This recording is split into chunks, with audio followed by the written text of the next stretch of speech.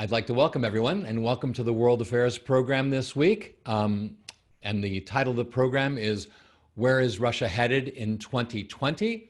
The program is brought to you by the World Affairs Council of Northern California in partnership with the Pacific Council on International Policy. World Affairs Council is also known as World Affairs, as is this radio program. I'm your host today. I'm Marcos Kounalakis, and I'm a visiting fellow at the Hoover Institution and the Foreign Affairs columnist for the McClatchy chain of newspapers. And I'm pleased to have with me our guest, Stephen Pifer, who's a William Perry Research Fellow at Stanford's Center for International Security and Cooperation, and a non-resident fellow, senior fellow rather, with the Brookings Institution. So he's both on the West Coast and East Coast, at least virtually. Steve's a retired Foreign Service officer who spent more than a quarter century with the State Department. He worked as a Deputy Assistant Secretary of State and Ambassador to Ukraine. And one of his assignments was as Special Assistant to the President and Senior Director for Russia, Ukraine, and Eurasia on the National Security Council. So as you can tell, Steve has an awful lot of experience in the region, and we really are pleased to have you today, Steve. So thank you for joining us. Thank you, Marcos. I'm happy to be here. So let's start with what's popular and topical in the news these days, which of course is this attempt by Russians to pay bounties for the killing of not just American but allied soldiers as well in Afghanistan. It's been reported by the intelligence community. It hasn't been acknowledged by the president, or at least knowledge of this bounty hunting hasn't been commented on by the president. So could you talk about that particular issue and what it means? Yeah, no, I mean, it's a strange story. And at first I kind of thought really goes back to some of the worst excesses of the Cold War. You know, back to when the Soviets were providing weapons to North Vietnam, and then we returned the favor by arming the Mujahideen when the Soviets invaded Afghanistan. But the fact that we don't dismiss it, though, suggests that things have changed. So when you see a Russian government that appears prepared to countenance, killing opponents on the streets of London, Salisbury, Berlin, it's not too great a leap to say, well, maybe there is something to this story, although we still don't know. But it does come against the background of a reporting that goes back several years of Russian engagement with the Taliban in ways that appear to be unhelpful in terms of American objectives in Afghanistan. And it's not easy to understand why they're doing this. I mean, at one level, Russia gains nothing if the Taliban come back to power in Afghanistan. It'll be a problem for us, it'll be a problem for Russia, but it's going to be a problem 6,000 miles closer to Russia than it is to us. And one of the things Russians would then have to worry about would be, do the Taliban then try to expand their interest into Central Asia, an area that Russia considers its backyard? So I think that this story still needs to be investigated. It doesn't seem, to my mind, to advance a Russian strategic objective unless they have simply the objective of harassing the Americans wherever they can, which with this Kremlin could in fact be a policy. Right. So you were referring to the Charlie Wilson's War type of events that were occurring back when the United States was supplying Stinger missiles, for instance, and other weaponry and supplies to the Mujahideen fighting the occupying Soviet forces back then. But it's interesting, Steve. I mean, because you really are making an interesting analysis. Why would they do this? Is this an example of perhaps the Russians cutting off their nose to spite their face? I mean, they've been known to do this in the past. It's a bit odd. No, they have. And I mean, I do sometimes wonder about the Kremlin leadership and Vladimir Putin and how he thinks about things. I'm not sure that Mr. Putin is a great strategist. I think he thinks at a tactical level, and he likes to have options and maximize options. But I'm not sure he has a strategic plan that says, where could this particular policy lead us to be 5 or 10 years down the road? And it's not just on Afghanistan, but it's on a host of other issues, some issues which I think are much more critical to Russia's future, like its economy. Right. Well, I covered that war during the Soviet days. I actually went down to Afghanistan and was both in Kabul with the forces, the government forces, and then went out with the Mujahideen. So watching this play over again with the United States in that role of being engaged in Afghanistan is deja vu all over again. You know, it's a hard thing to watch, but we're preparing to get out as the United States from That everything. seems to be the path that we're on, yes. Yeah, well, you know, Russia is not just engaging in Afghanistan at some degree. It is also involved in hybrid warfare and gray zone warfare in other parts of the world, and one that you're very familiar with because you were ambassador to the country, of course, in the Donbass region of the Ukraine.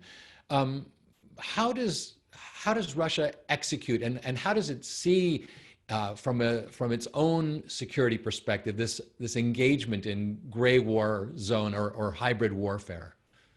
Well, I think when the Soviet Union collapsed, the hardest piece emotionally for Russians to lose was Ukraine. I mean, Russians often refer to Ukrainians as little Russians. Many Ukrainians hate that phrase. And I mean, I had a conversation when I was still in the government back in maybe 1994 with a Russian deputy foreign minister who we were working with on a lot of issues, and it was doing a lot of hard and useful work for U.S.-Russia relations. But one day he says, up here in my mind, I understand that Ukraine's an independent country. Here in my heart, it's going to take a little bit longer. And I think collectively the Russians have had a hard time understanding that Ukraine is a separate country now. And with a right, or should have a right, to pursue its own course.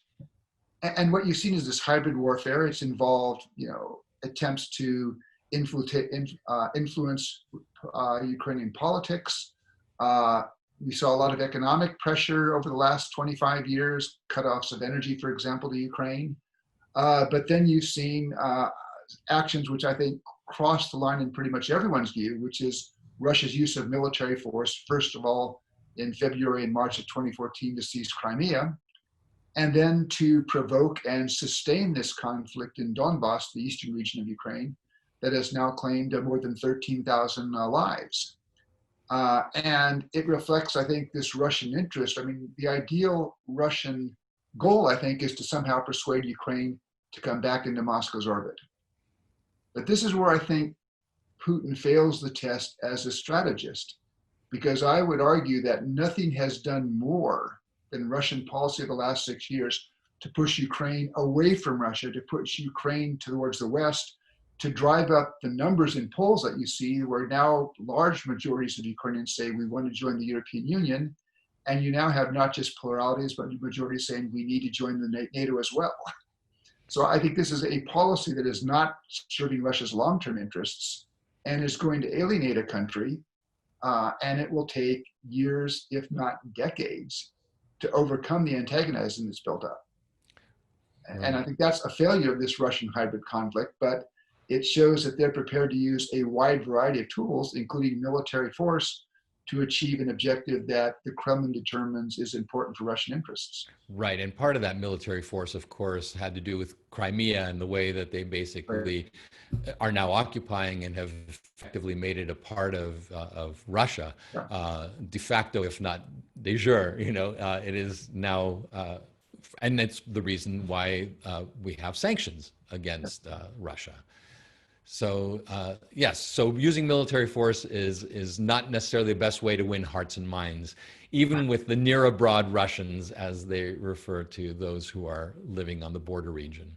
Yeah, and I think it's also provoked, I think, much broader concerns. For example, in NATO, and if you look at the Baltic states, and the Baltic states right now raise concern: could Russia use military force against Latvia, Lithuania, or Estonia?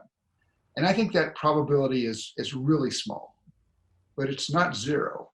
And if we'd been having this conversation, say 8 or 9 years ago, I think most people would have said it's zero. But what's happened now is the Baltic states say, wait, we've seen Russia prepared to break all of the rules, violate the Helsinki Final Act, violate multilateral agreements such as the Budapest Memorandum with the United States, Britain, and Ukraine, violate bilateral agreements to use military force against Ukraine. And so they ask, should we be comfortable that they might not use military force against us in the Baltic region? Again, I think that's very low probability, but it's something that we have to think about that we didn't have to think about 7 or 8 years ago.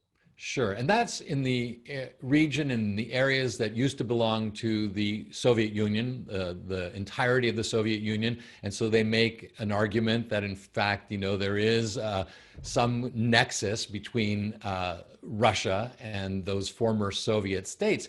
But we see the activity not just, and that I mean military activity and activity that engages in foreign countries, not just in the former Soviet states, of course. It's active in Syria, it's active in Libya. We see engagement in Venezuela. Can you talk about sort of those areas outside of the former Soviet sphere where Russia is engaged in perhaps some of the strategic or just tactical reasons why it is there? Yeah, well, I think each has sort of an individual story behind it. In the case of Syria, the Russians chose to engage for a variety of reasons, both foreign policy and domestic. One was, if you're in the Kremlin and you're Vladimir Putin, you don't have many allies. Right. Assad was an ally, so they did not want to see Assad go down. Part of it also was that Syria was really their the main country that gave them influence in that space between the Mediterranean and the Persian Gulf. So they didn't want to lose that. They did have a naval installation in Syria that was important to them. And I think this is one where I maybe have a little bit of empathy for the Russian position, is where the Russians said, if Assad goes, what comes next? Mm-hmm. And when you had perhaps hundreds of different militia groups fighting in Syria, I don't think we in the West had a good answer to that question. I mean, was there some course out there that would have said, no, there's a stable path for Syria post-Assad? I don't think anybody was capable of defining that. So right. Those were, I think, foreign policy reasons the Russians got involved. There also, I believe, was a domestic reason, and it gets back to regime legitimacy. During his first 2 terms as president, from 2000 to 2008, Vladimir Putin based regime legitimacy on economics. And he could do that because he became president at a really lucky time. He became president just as the price of oil was going up. Right. And so the Russian economy from 2000 to 2008 was growing at 5, 6, 7% a year. And I remember even when I was still at the end of the government, at the end of my government career, talking to Russians, and they would say, Vladimir Putin has this informal agreement with us. We're not going to have any political say, but he's saying the economy is going to grow, your living standards will rise, you're going to be better off. And he delivered. And that deal worked. But when Mr. Putin came back to the presidency of Russia in 2012, the economic situation was much more grim. And he didn't talk about economics. And what he talked about instead was Russian nationalism. Russia is a great power, Russia regaining its role as a player on the world stage. And to some extent, I think that was part of the reason for going into Crimea, but it was also part of the reason going into Syria. Now, 6 years after he's got there, my guess is that the excitement factor is beginning to wear off a bit. But I think there was also that domestic factor as well as play in Syria. In the case of Libya, my guess is that the Russians it's a little bit of overreach right now. And they may find that they're coming to some tension with others, including particularly Turkey, because Turkey is very much coming down on the other side. And that's going to cause a problem for Mr. Putin because he's tried to cultivate this relationship with Erdogan of Turkey to try to pull Turkey, away from Europe, away from NATO. And so he may have a tough decision there. As for Venezuela, I think that was something that the Russians are doing simply to say, look, you're playing in our backyard. The Russians consider Ukraine and the Baltics their backyard. We can play in your backyard. Mm-hmm. My guess is that there was something on offer, and I'm not suggesting it should be, but the Russians in a heartbeat would trade away Venezuela for some concession with regards to Ukraine, which I do not think we should make. Right. Right. And, so you talked about the domestic issues that really drive some of these policies and the need to establish legitimacy for his presidency and for him as a person. And, one of the things that every nation, not just Russia, of course, but every nation and every leadership is confronted with today is the COVID crisis. And how do you deal with this pandemic? To what degree do you shut down your nation? How are you able to treat your population? Is it an equitable treatment? And so how is he faring regarding the current crisis that's really gripping every nation? Yeah, no, it's had an impact in terms of number of cases. I think Russia is now the fourth in the world behind the United States, Brazil, and India. Uh, and one of the odd things about Russian statistics, though, which I think has caused some people to question them, is the Russians are reporting a very low fatality rate. It's now just over 1%. And it may well be, and I think there's some evidence to suggest that Russians, when there are fatalities, they may be attributed to underlying causes rather than COVID. And there are also anecdotal stories that say, in fact, there may be a certain amount of deliberate undercounting. So it's a problem there. It's had an economic impact. The Russian economy, I think, was predicted to grow about 1 to 1.5% this year. The World Bank now says it will decline by 5%. Some economists say 10%. But it's been interesting watching Mr. Putin, who I think in some ways has tried to handle this crisis very much like President Trump. For a while, there was a real effort to play down the crisis. So in his address for Orthodox Easter, he basically said, we have everything completely under control with regards to COVID-19, when it clearly was not under control. And then what he's done, he's basically self-isolated for most of the last 4 months at his dacha southwest of Moscow. And he's really left the responsibility to regional governors and mayors of large cities. Now, to some extent, that makes sense in Russia, where the huge country spanning 11 time zones.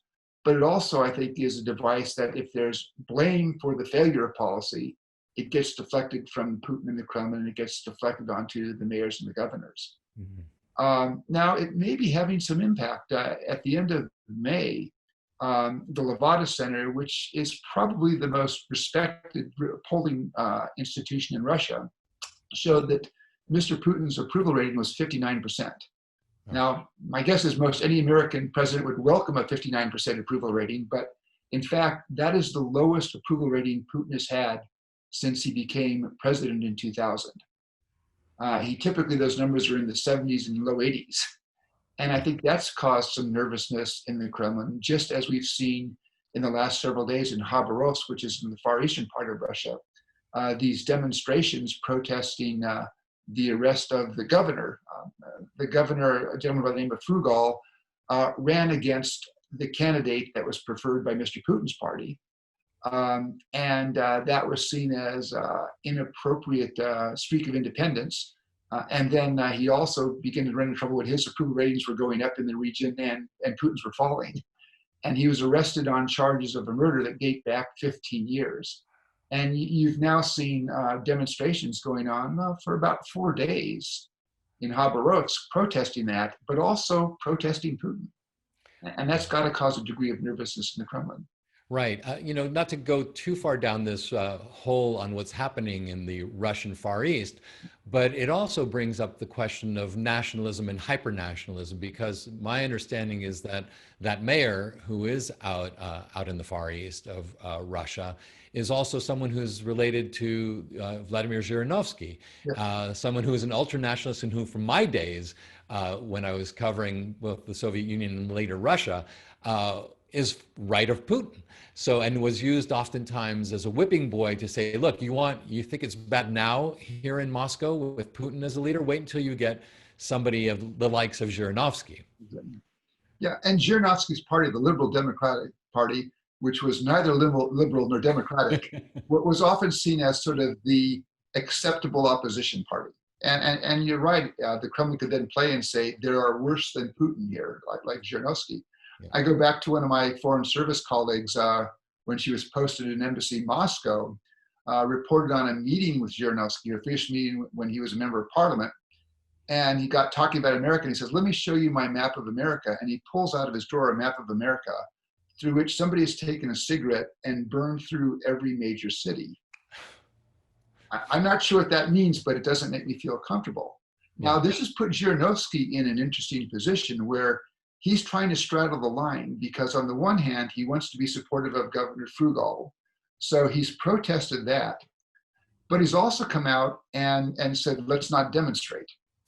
And I think that's a recognition that his ability to function as a political leader, I should probably put that in quotes in Russia, is based on his relationship also with Putin. And I think he recognizes that there's a line if he crosses, that will be dangerous for his political situation.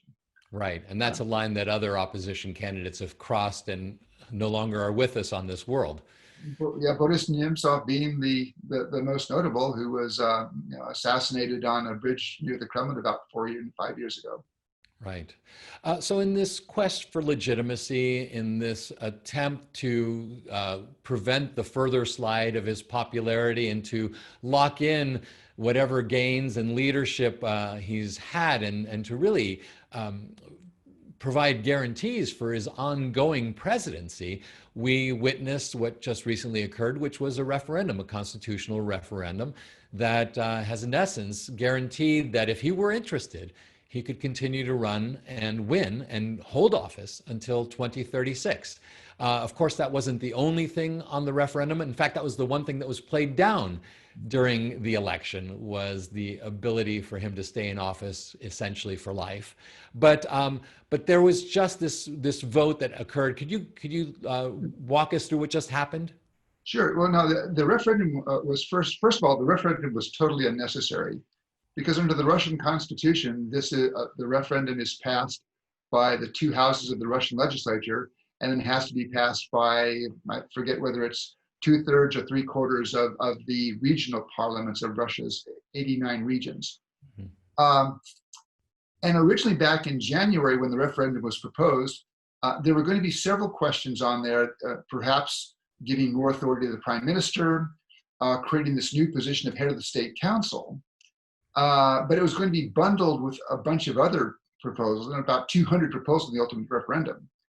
And then in March, something interesting happened, was as the Russia Duma, the lower house of their legislative branch, was meeting, one of the members of parliament offered this proposal that said, look, let's erase term limits, because up until now there have been you could have 2 consecutive terms as president and then had to step down.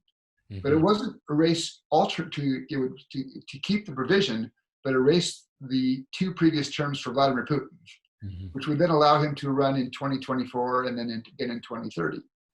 And Mr. Putin, who for 15 or 16 years had opposed that idea and had even stepped down, in quotation marks, to become prime minister in 2008, said, oh, that makes sense. And within 5 days, this had been approved by both houses of the legislature. I think there were like only 2 votes in the 2 houses against, and then all 89 regions had voted for it. So this is already passed, but the Kremlin wanted to have a referendum to give these measures a degree of public legitimacy, mm-hmm. beyond what the legislative branch had done. Now, in the run-up to the referendum, what they talked about was the other 200 parts of the referendum. It was things like a right to a pension, minimum wage, family values. Unfortunately, a large segment of the Russian society is still very homophobic. So there were things there that would appeal to the average Russian. They didn't talk about this one provision, but it was all then passed as a bundle. Now, I think there are also a lot of questions. There are questions about whether the turnout, in fact, was as high as was reported. There are questions about whether the ballots would have been stuffed. I think there's a lot of unease that this was really a referendum where the results reflected how people actually voted. Right. But because the way it was bundled, this probably passed. Yeah. You brought up this question of... I'm not sure that Vladimir Putin has decided right now he wants to stay president for the next, up until 2036. But this is, again, it's Putin the tactician. This gives him an option that he didn't have 6 months ago. And it also, if he decides that he wants to sort of end his presidency at 2024, he doesn't have the next 4 years as a lame duck. Right. Yeah, and something to bargain away with any other domestic opposition that he may then install or help win a future election, so that he's not being sent somewhere less hospitable than his dacha. Exactly. But if I had to guess right now, my guess is that Vladimir Putin is likely to be, there's a good chance he will be president until 2036. Yeah. Yeah. You mentioned on this question of family values in the referendum, and it's a theme that runs throughout Eastern Europe. I mean, we just saw the Polish elections, which also heavily discussed LGBTQ rights. In fact, that may have been the deciding issue in the question of whether President Duda would continue in Poland. We've seen these rights also leveraged in other parts of Eastern Europe, in Hungary, for example, where my wife used to be U.S. ambassador and was the first to march in a Pride Day parade with the support of the U.S. State Department, and this is back in the early 2010s. So what is it about Eastern Europe and Poland and this leveraging of family values and anti-gay, anti-LGBTQ policies? Is there something that's unique there? Is it just, well, how do you explain it? Yeah, I think in part it's societal. It also, I think, reflects a very conservative Orthodox church in Russia and a conservative Catholic church in Eastern Europe, particularly in a country like Poland. So I think you have those influences. But it's also been exploited. I mean, certainly, if we look at the way the Kremlin has played it, I think also the Labor and Justice Party, the Justice and Law Party in Poland and President Duda played it. They use this in a way to sort of divide society because they calculate it will be beneficial for their own public standings. And unfortunately, there are still these societal prejudices on which they can exploit to their political advantage. Steve, I just want to point out to our viewers, listeners, that at the bottom here, there is a button that says Q&A, and we'll be looking at those Q&A questions as we get to the end of our discussion, and I'll be taking them and summarizing them. But I already see that some are up there, so anyone who wants to join us is welcome to post a question there. You talked about, when you talked about Zhirinovsky, you mentioned this one map with the cigarette holes in cities of the United States. Implicit in that is that, in fact, there would be a nuclear exchange of some sort, because that's how you end up with big holes in major U.S. cities. You are no stranger to arms control discussions. You were really involved in, I think, New START, as well as in, correct me if I'm wrong, in the intermediate, the INF treaties. Yeah. I was out of government by the time New START came out, but I was involved in the INF treaty both in the early negotiations, and then I had the arms control portfolio when I was at Embassy Moscow, and when we were getting ready to implement the treaty, which was a really interesting set of issues. Right. Well, and so we're now in a moment in our history and in our bilateral relations where some of these treaties are either going to expire and perhaps not be renewed by the Trump administration, and where those cigarette holes become ever more imminent when you have fewer controls and fewer means by which you can engage diplomatically on the issues of arms control. I think New START is about to, it requires a renewal soon. I'm not sure if it's by the end of the Trump administration or not, but it is something that the Trump administration is threatening to use as a cudgel for a number of things that the Russians are doing. Maybe you can walk us through sort of the state of arms control today. And then when we're talking about that, of course, China will likely come into the discussion, because I think the Trump administration is really looking towards, and the current negotiator Billingsley is currently looking to engage in a trilateral arms negotiation as opposed to just the bilateral that the United States and Russia have had. Okay. Well, let me start by, I think arms control can be a useful tool to manage the competition with Russia and maybe at some point with China in terms of nuclear weapons. I think it can make that relationship more stable, and it can reduce the nuclear threat to the United States, which is why it's worth looking at as a tool. But I'd also have to say that unfortunately, the nuclear arms control regime now is breaking down. A good measure of the responsibility lies with Russia. Russia violates treaties. They violated the Intermediate Range Nuclear Forces Treaty by deploying a prohibited missile.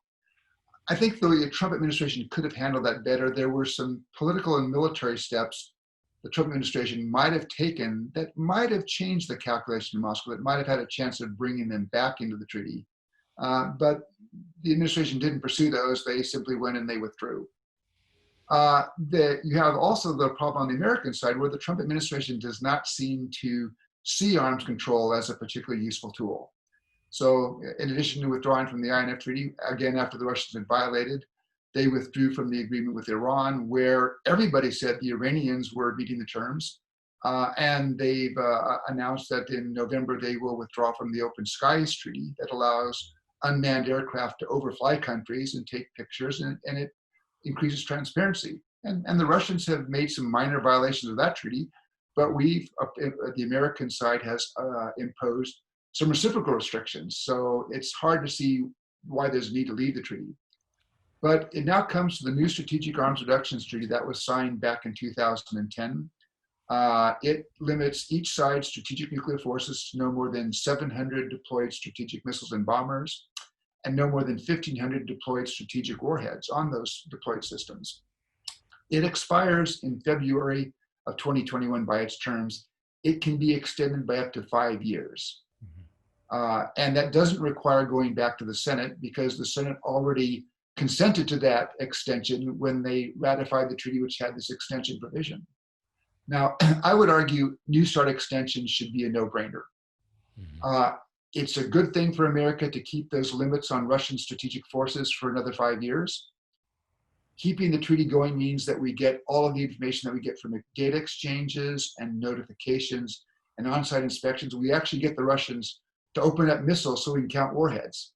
And that gives us a lot of information about how they manage their strategic forces. That goes away if the treaty ends. So extension would mean we could keep the limits on Russian forces for 5 years. We could keep that flow of information.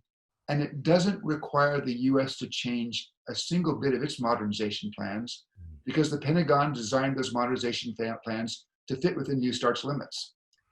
Right. So this makes a lot of sense. The Russians have said they're prepared to extend with no conditions. What the Trump administration has done, and Ambassador Billingsley, the chief envoy on arms control, he came out last month and said, well, there's some conditions. One condition is that China agree to participate in a trilateral negotiation with Russia and the United States. The Chinese have said for a long time they will not participate in that kind of negotiation. And their argument, I think, has some merit. They say the United States and Russia each have about 4,000 nuclear weapons. We in China have 300. How do you know, that difference is huge. It doesn't make a lot of sense. And so I ask myself, is our leverage to bring China into a negotiation increased if New START goes away? And I don't think so. I don't see how having Russian strategic forces become essentially unconstrained, how that helps our bargaining position vis-a-vis China.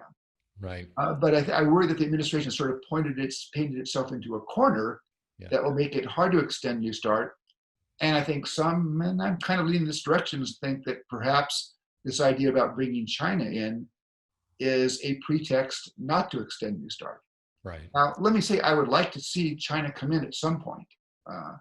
But I think you're not going to get the Chinese to join a trilateral negotiation, because I'm sure that neither Washington nor Moscow is prepared to reduce down to China's 300 warheads. And neither Washington nor Moscow are prepared to say to China, sure, you can build up to our level of 4,000 warheads.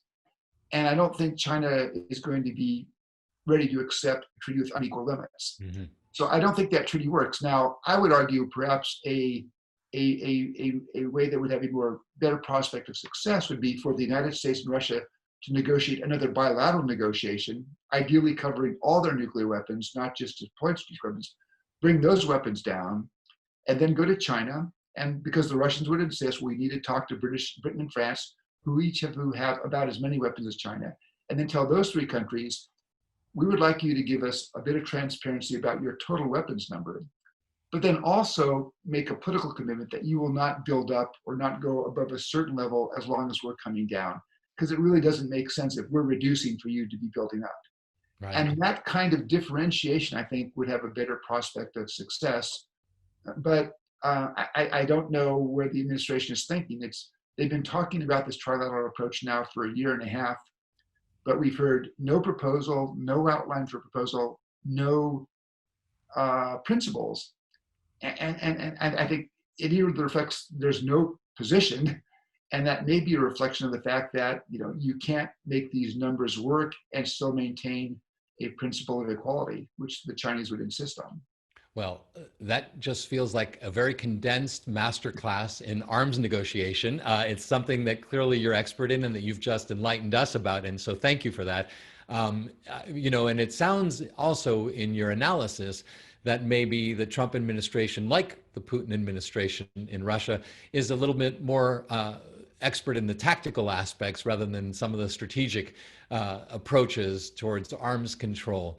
But Steve, I wanted to, because you brought this up, and it really is something that also one of our viewers right now, Gerard Doyle, has asked, and that's the Russia-China relationship. To what degree, of course, they can be helpful in whether it's a trilateral negotiation on arms control, or conversely, to what degree is it a challenge to the United States if, in fact, Putin and Xi Jinping are building an informal and stronger alliance? Could you talk about that relationship to some degree? And I think Gerard Doyle would like to know as well. Sure. No, I mean, certainly, I think you've seen over the last 20 years a drawing closer of Russia and China between Putin and Xi Jinping. And they come together on a lot of tactical questions. So I think they're mutually supportive now on many questions at the UN Security Council. Back in, probably 15 years ago, they formed the Shanghai Cooperation Organization, which is Russia, China, and Central Asia, which I actually saw was an entity designed to try to minimize American influence in the region. So I think there are a list of tactical questions where the Russians and the Chinese now see some advantage in aligning.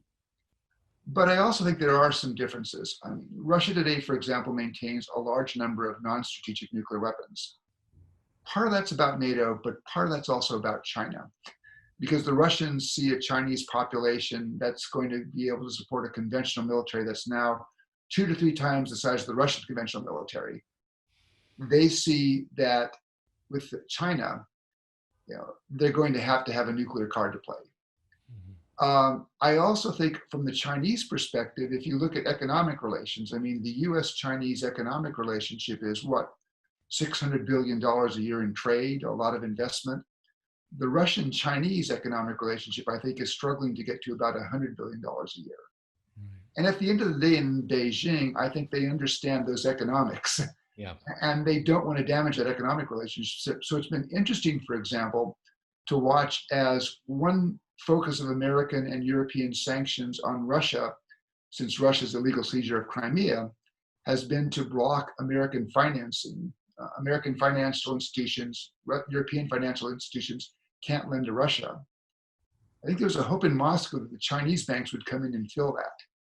And the Chinese haven't, in part because I think the Chinese are pretty conservative about their investments, and they may have some hesitation about Russian investment opportunities.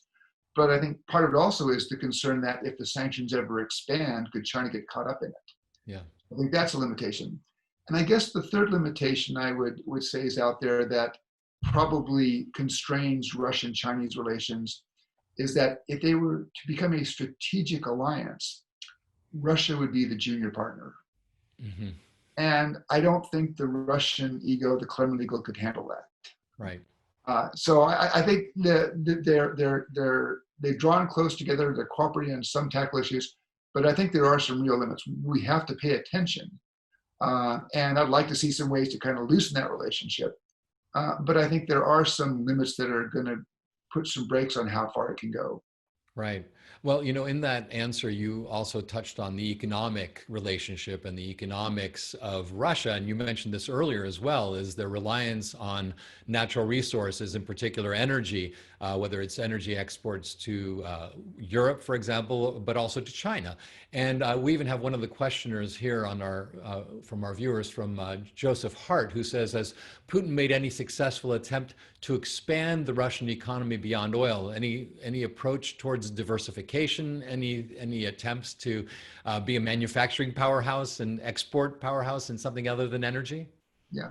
Well, it's really interesting. If you go back and you look at Putin's first term, say 2000, 2004, there actually was a fair amount of economic reform. He had a finance minister, Finance Minister Kudrin, who made them do some very painful things to get the economy in better shape. But then what happened, and you saw in 2004, 2005, was as the price of oil went up. And all of a sudden, Russia began taking in huge revenues from oil and gas sales. The economic pressure was released, and so reform sort of stopped.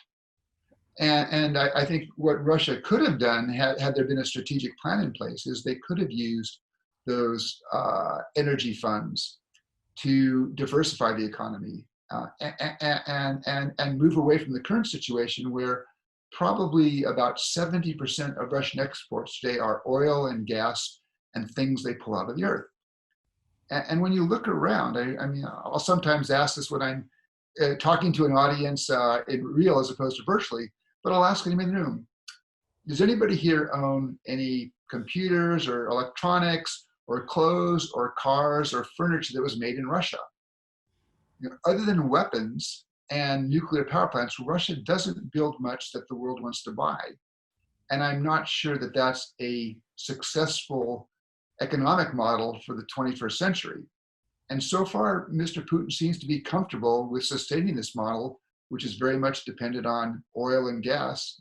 And it has, you know, some real costs. I mean, the price of oil last March, in April, when Russia and OPEC could not agree on production cuts, fell at one point to about $20 per barrel. The Russian budget is really geared to be in balance at $40 per barrel.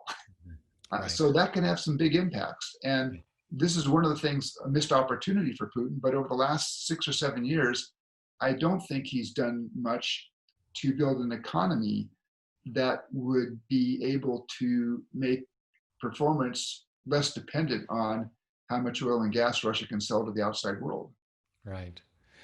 You know, Steve, a lot of the questioners are looking and asking about the U.S., Russia, Trump, Putin relationship, and the questions are varied. But before we go into sort of the more challenging questions and the ones that are that make it into the daily press, whether it be those questions on election interference or on what perhaps the personal relationship is with Mr. Trump and Mr. Putin, there is one question that I think is important, and this is Amber Owen, who asks, who says, our differences are obvious.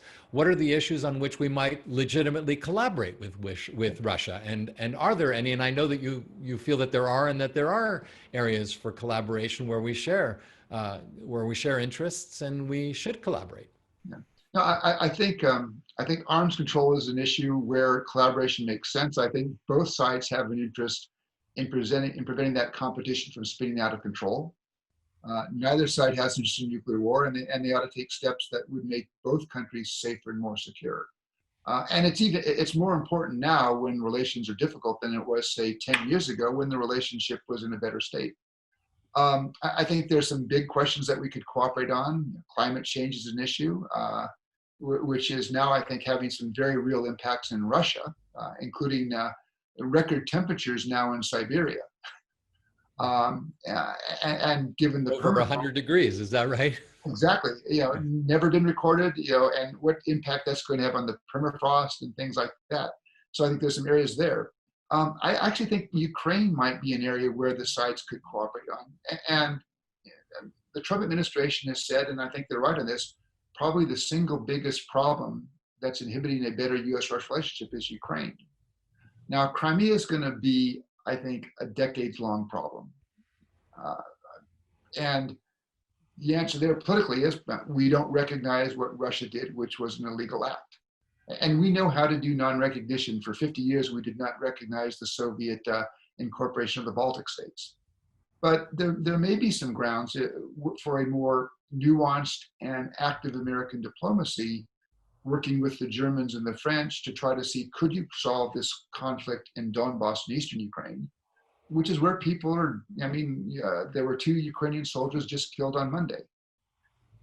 Could you find a way to facilitate an end to that conflict, which, you know, might allow the Russians to get out of Donbass? And it's interesting. I mean, I think most Russians, or many Russians, support Crimea. They saw Crimea historically as always part of Russia. There doesn't seem to be a lot of support for this conflict in Donbass. So could there be some ways that would take some account of Russian concerns, but still get the Russians out of Donbass, at least settle that problem? And I think that progress would then lead to a lifting of substantial sanctions, because if you look at the overall sanctions regime on Russia, there are many more sanctions that are related to what the Russians are doing in Donbass as opposed to Crimea. So that might be an area. Unfortunately, I'm just not sure that this administration, for a variety of reasons, is capable of doing that difficult diplomacy, in part because we saw what happened last year between the president and his attempt to basically extort the Ukrainians into doing things that would help his re-election campaign. Right. But maybe if there's another president, there may be an opportunity there. So I think there are some issues out there where we could work together. I guess one last point is, and this goes back not this administration, but also the Obama administration, is, we decided after Crimea and Donbass that there could not be business as usual. And I think in retrospect, maybe we on the American side ratchet some things back a little bit too much. Mm-hmm. So there are some things I think, for example, that we haven't done as much as we could that I'd like to see. So, for example, military exchanges. Mm-hmm. It would be a good thing, and there have been a couple meetings, but for more often, for the chairman of the Joint Chiefs to meet with his Russian counterpart. If for no other reason than to say, look, we see you doing this, can you explain it to me so we don't misinterpret it? Right. Or those kind of dialogues, I think, can we deconflict? And in some cases, it works pretty well. So, for example, in Syria, right, where you have Russian forces operating and you also have American forces, although the numbers are coming down, American forces operating in very close proximity, both on the ground and in the air, there's a deconfliction channel where there's a phone where we can pick up and call the Russians, and Americans say, we're doing this. And they basically let each other know, so we stay out of each other's way. And I remember hearing from somebody in the Pentagon saying that at that deconfliction center, when they picked up the phone to call the Russians, the phone never rang more than 3 times before there was an answer. So there's some things I think that we could do that might relieve some of the tensions. And then maybe with a bolder and more nuanced diplomacy, maybe we could really come out with a way to sort of tackle this Ukraine question and then proceed to some new arrangements on arms control, which would not only be good in terms of constraining that competition, but I would note if you go back and look at arms control in the 1980s, that also was a driver of a better relationship between the United States and the Soviet Union, and one of the drivers between Reagan and Gorbachev that I think helped end the Cold War. Right.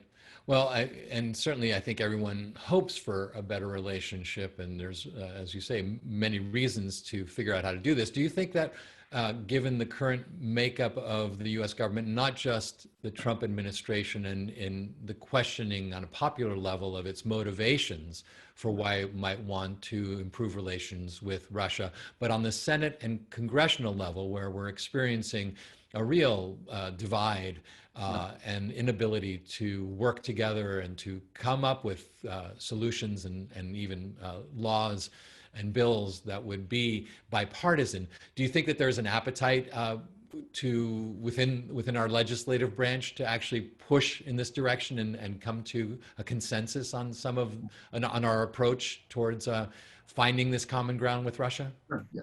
Well, first of all, let me say, I too would like to see a better relationship between the United States and Russia. I probably spent 40% of my career working on better relations or trying to get to better relations between Washington and Moscow. Yeah. But I think what it requires is a dialogue that I don't think is happening now at the top. I mean, we've got to be honest with Vladimir Putin and say, here are real problems. Ukraine is a problem. Russian interference in American elections and American domestic politics is a problem. And if you don't really have that candid conversation on the problems, I'm not sure that you get to the answers. So there's that. I think in Congress, it's going to take some work because there's a lot of skepticism in Congress towards Russia. And it really even predated 2014. I mean, one of my own frustrations was both in government and then outside of government was sometimes and this is one of the dangers of sanctions, and I tend to support some sanctions. I'm glad that Congress provides some sanctions because I'm a little bit uneasy about how President Trump on his own would handle sanctions. But historically, Congress is much more ready to apply sanctions than to lift them. Hmm. And the big example I would note, which we worked on when I was in government and worked on afterwards, was the Jackson-Vanik Amendment back in 1974, which basically said until religious minorities, which was basically Soviet Jews, are allowed to freely emigrate, there can be no normal trade relation status between the United States and the Soviet Union. Right. And that then applied to Russia after the collapse of the Soviet Union. Well, by 1997, and at that time I was working at the White House and the Clinton National Security Council, Russia had met the terms. Russian Jews could leave freely. The only ones who had problems were those who had a security clearance, and they were told not, you can't leave. They were told, you've got to wait 2 or 3 years until that stuff in your mind becomes dated. Right. And it still took Congress until 2012 to graduate Russia from the provision of Jackson-Vanik. I see. And it was only done in the Magnitsky Act, which applied a new set of sanctions. And I remember talking to congressional staff and saying, look, graduate Russia from Jackson-Vanik now, pass the Magnitsky Act separately 5 months later. Right. Because otherwise the message to the Russians was not that if you do the right thing, the sanctions go away. Yeah. It's the Americans are just looking some other way to apply sanctions to us. Yeah. And so I think if the Russians actually begin to do some of the things that we're asking, like leave Donbass, then there has to be a real effort to persuade Congress, which now has a say, to agree to lift those sanctions. Otherwise, I think Congress makes sanctions useless as a tool, because the message to Moscow will be, even if what we do what we're asked to do to get the sanction lifted, the sanctions still apply. And that, I think, removes the contribution that the sanctions might make to achieving a policy goal. Yeah, well, it sounds like almost an argument for what the Trump administration is making, which is more authority for the executive branch, at least on some of these issues of bilateral relations and treaty relations. With another administration, I would fully support the executive branch having the ability to lift sanctions based on good behavior. But again, I have to say, I think it was pretty evident back in the vote back in September, I think of 2017, that a large majority of the Congress and Senate of both parties are not prepared to trust the president when it comes to sanctions on Russia at this point. Right. And so that really brings us to some of the remaining questions here, and they're from multiple people. Rick Locke, for instance, asks about Russian interference in the 2020 U.S. election as it did in 2016. He's curious if you believe that the interference can have an effect on the outcome, and if it had an effect on the outcome, that's clearly a sticking point, certainly for Congress and certainly for the American people. Russian interference in elections in the United States. Yeah. No, my guess is that, you still have the Russian military intelligence, the GRU, you still have the Internet Research Agency in St. Petersburg.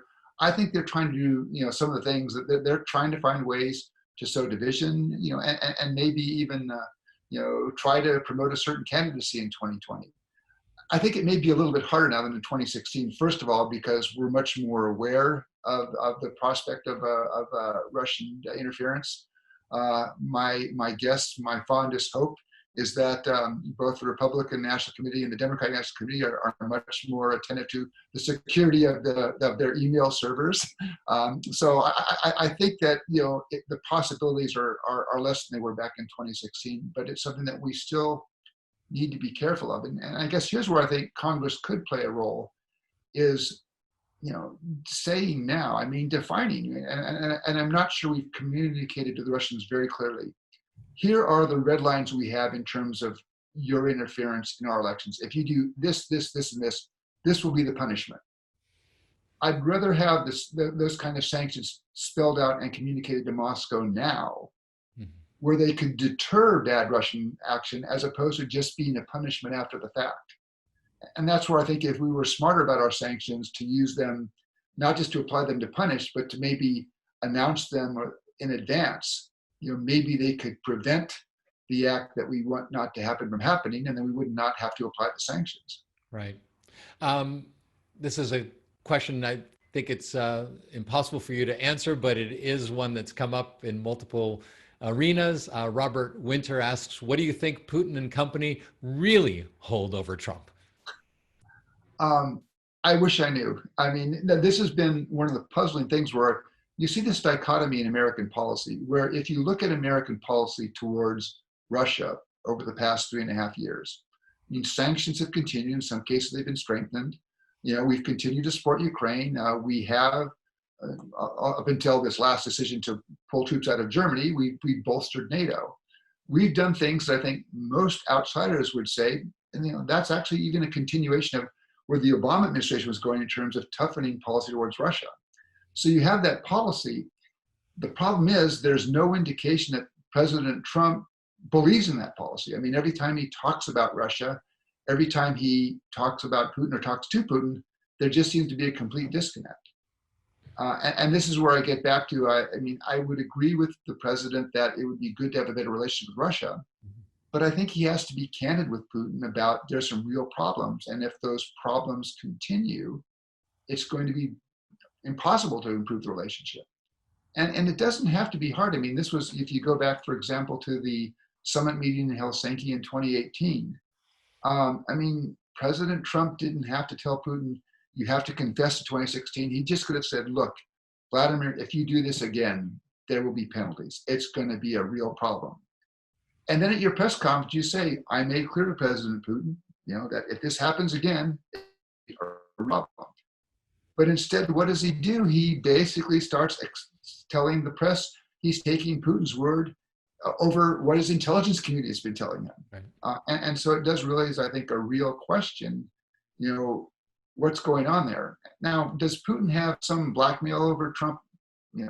I'm not sure, but I think Putin has figured out ways to play President Trump in ways that are advantageous to Russian interests. I personally get very nervous every time I hear there's going to be a one-on-one conversation between the two presidents, because Putin studies for these things. He prepares. He knows issues inside and out. And I think basically everything we've seen suggests that President Trump does not prepare. Yeah. He goes with his gut. And the danger there is Putin can spin something in a way that can have you, if you're not prepared, if you've not been briefed, say, yeah, that makes sense. I can see, and you end up agreeing to things that, had you been better prepared, had you been better versed in the issue, you'd have seen the trap. Right. Well, and he's, of course, been making multiple phone calls of late directly to President Putin, and I think is really outpacing the number of direct phone calls to the Russian leader than previous leaders have. Yeah, when I was in the administration working for President Clinton at the National Security Council, yeah, phone calls between President Clinton and President Yeltsin were a big deal. Right. And they were usually prepared in advance. And I think, sometimes, I mean, there were quite a few conversations, but I think the pace of calls between President Trump and President Putin have been pretty noticeable the last 4 or 5 months. And I guess 2 comments. I mean, it's the pace of calls is noticeable when you don't see much going on in the broader U.S.-Russia relationship. But the other thing that, again, makes me a little bit nervous is when I'm looking for a readout of those calls, I find the Kremlin website provides much more detail than the White House does. And usually the Kremlin website is out there much more quickly than the White House is. Right. And again, that's, you want to get your side of that conversation out there. And I'm not sure why we're getting faster information and more detail from the Kremlin than we are from the White House. I think that's a mistake. Well, Steve Pifer, former State Department official, currently at Stanford University, working in areas of arms control, and an expert in Russia and Ukraine and all of Eastern Europe. It's been really a pleasure to have you. Perhaps if come November we achieve a new administration, we'll revisit this question of U.S.-Russia relations. It's one that you clearly have thought deeply about and have some really terrific advice for the leadership in terms of how do we collaborate and achieve mutual goals and shared interests. Thank you for participating, and perhaps we'll have a Russia in G8 in a way that fits your interests and arms control in other areas. If Russia could do the things that would make them acceptable back in the G8, that would be a good thing. And great way to end this. Okay, Marcus, thank you very much for having me. I've enjoyed the conversation. As have I. Thank you, Steve. Take care. Take care. Bye.